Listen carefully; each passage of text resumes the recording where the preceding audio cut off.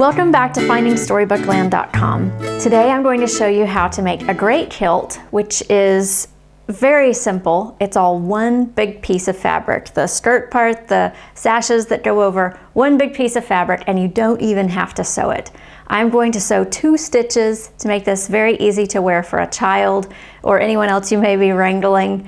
And I think that just makes the whole thing a little easier, but very, very simple. I'm making this for about a 4-year-old. So I have 1 yard and 2/3 of fabric. If you are making this for an adult, you will want 9 yards of fabric. In fact, that's where the saying, the whole 9 yards came from. It's talking about a men's great kilt. For a small child, I'm using yard and between 2/3 and 3/4, but you could go up to 2 or 3 yards if that works for you. First, I want to tell you I have cut this to 29 inches, which is the length I've determined I need. And the way I determined that was I measured from my son's knee up over his shoulder to about the middle, and then I added about 4 inches in just to give me enough room. I can always cut off, but I can't put fabric back on. So this is 29 inches, again, for about a 4-year-old. The first thing we're going to do is hem it. I'm going to take the side that has the raw edge and I'm going to hem it. This side over here, it has the, factory binding, so it's not going to do anything. I'm just going to leave that as is. I'm not going to worry about hemming it. I am going to hem the bottom. We'll do that real quick right now. To make the hemming easier, I've decided to go ahead and press down the main bottom part of the hem. That'll just make it easier to turn over the top, and always make sure I'm hemming at a consistent length. I'm going to do about 1.5 inches here.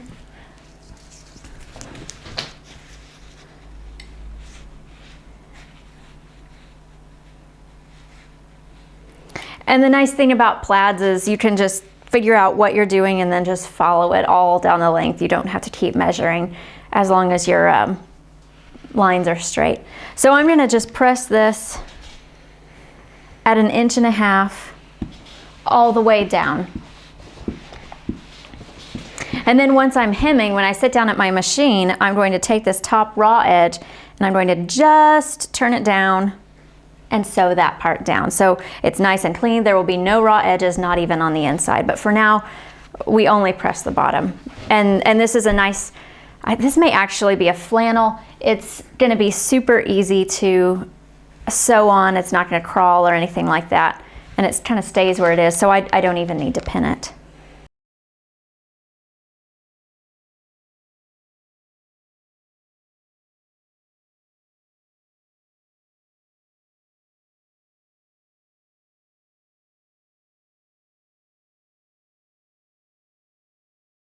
We're here at the machine now, and you see I have my bottom hem turned under here, and now I'm just going to take the tiniest bit of that top, just as little as I can with actually turning it down. I'm going to turn it down, and that is what I'm going to sew all the way down. And I'm just trying to make sure all my lines are perfectly lined up. Here we go.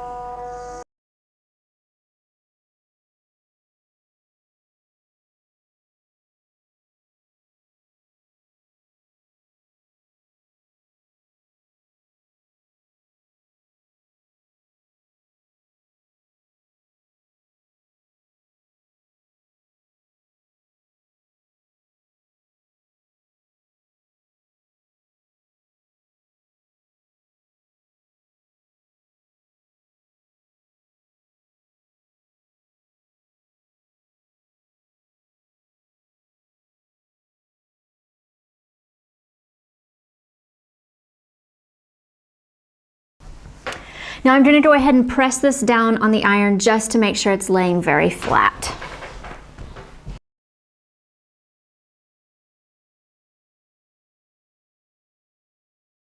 Here's our fabric. Here is our hem over on this direction. We're going to start pleating. And the trick with pleating is to not get too caught up in exact measurements, because this doesn't have to be exact. We'll try to keep it close, but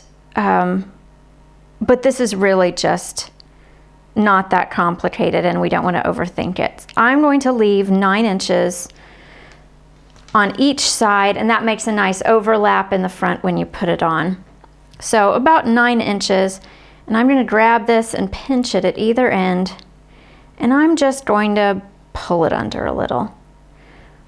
I'm going to measure to see about what I've done here. That's about 1.5 inches.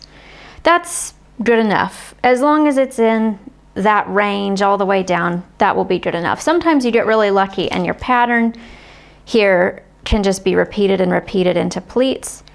I don't think this one does, but if yours does, then that's even easier. And I'm going to put 3 pins here from about the middle all the way down here to the end.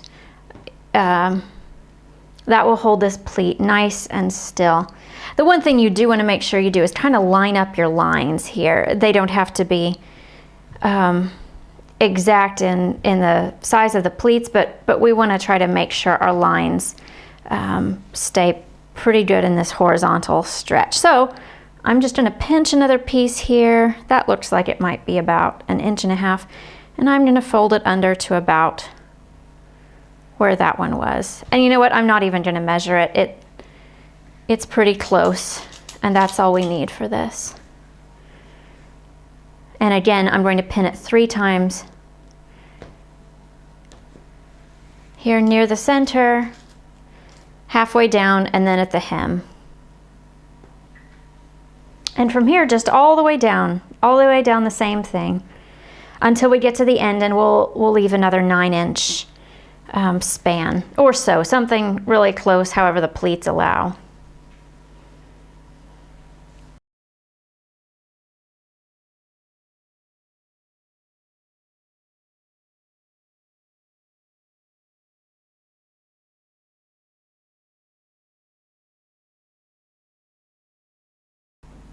All right, I'm at the end here, and I've left 6.5, almost 7 inches, and that'll be just fine. I think as long as you have somewhere between 6 and 9 inches of overlap on both the front and the back, that's going to be good enough.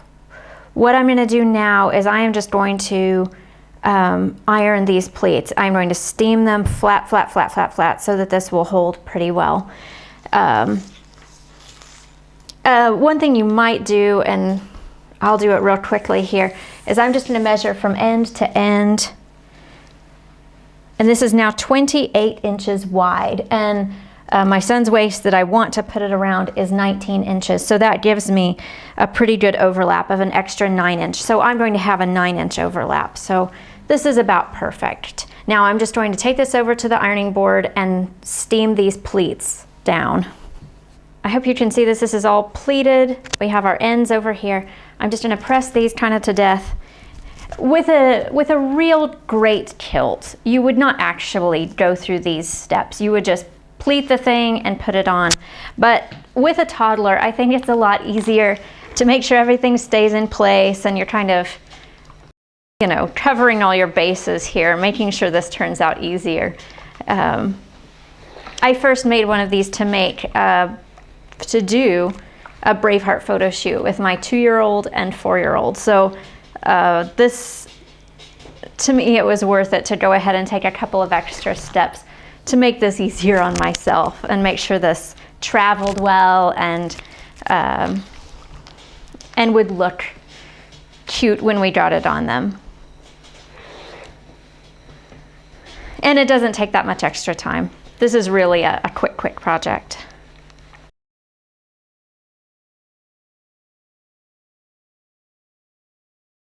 As I mentioned a minute ago, a great kilt doesn't actually have any seams, no hem, no seams at all. But again, I'm doing this for a toddler, and I think it just makes everything a whole lot easier if we have one seam in and we always know where this goes. So I measured my child, who is going to wear this, to see from waist to knee where I want this to be, and that's 11 inches. So I'm going to just measure 11 inches out. This is where I'm going to make a seam. I am just going to make one seam straight across here so that I know where I want the waist to be at all times and to hold the pleats down so that I can travel with this, or I can use it more than once or even for more than one child without having to re-pleat the whole thing. I'm going to put a pin here, and the nice thing about this plaid is there's a line right there. I'm just going to find that line when I sit down at my sewing machine, and I'm going to sew straight across. In fact, I think I will do 2 seams within an inch of one another. Yeah, right here, and just sew the whole thing down 2 seams just to hold those down nice and flat. When you sew pleats down, you will get the best results if the ridge of your pleats on top are facing away from you. That's because you can always force the top ridge through on the top, and you'll always see what it's doing and make sure it's neat. But if the top ridge is facing away from you, then the bottom ridge is facing towards you. And if you flip-flop those and the bottom ridge is facing away from you, it can have trouble with the feeding mechanisms in the machine, and it can mess up your pleats on the bottom side. So to ensure that you always have pretty pleats on the top and on the bottom, go ahead and face the ridges that you are looking at on the top side away from you.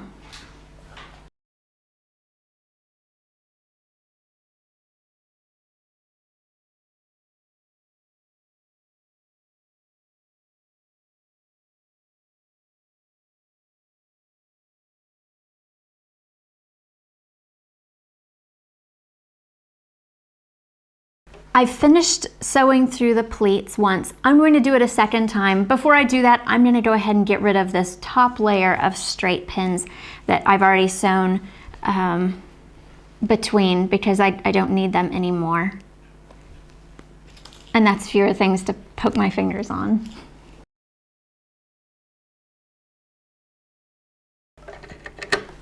I'm going to leave the other 2 sets in just to hold everything steady.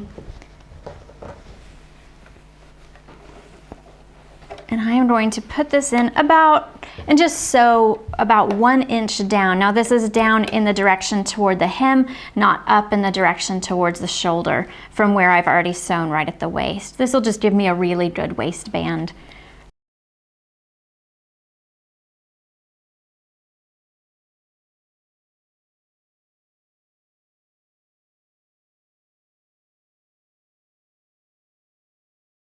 Our seams are sewn, so we can take all of the straight pins out now. Here's the kilt. It's laid out from the inside. You can see the hem down here, the kind of a seam on that. What you need right now is a belt, and I've just cut a strip of fabric that I'm going to use a belt, and some kind of fastener. You can use a safety pin. I have this slightly fancier clasp here, but you will need these 2 things to put it on. The first thing you're going to do is slip the belt, any belt, underneath. So it's right there on the waist.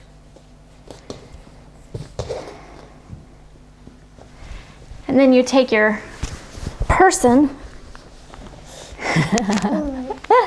and you put them right there in the middle of it. And then you wrap around and wrap around.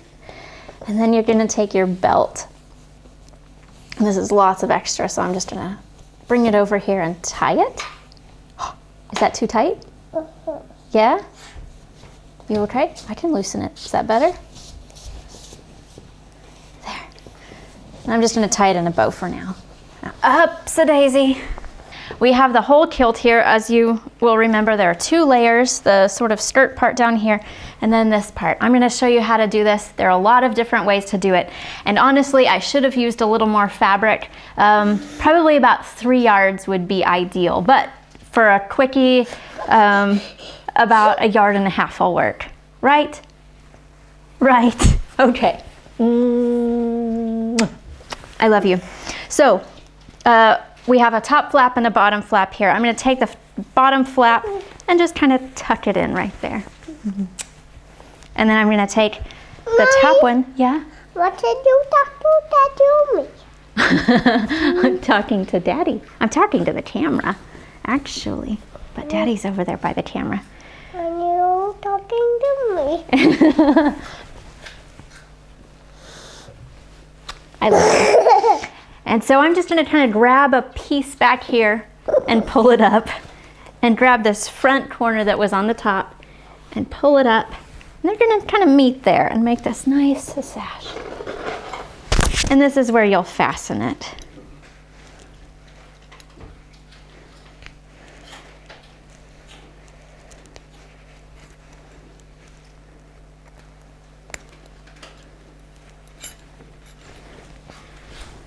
There. We've got your bow over here. We could tuck that in, actually. What do you think about that, buddy? Good. Good. So that is how to make a great kilt for a toddler. Did you talk to me? Now I can talk to you. Will you spin around for me so we can see the whole thing? Oh, very nice. Very nice. Come here. And here is a toddler great kilt.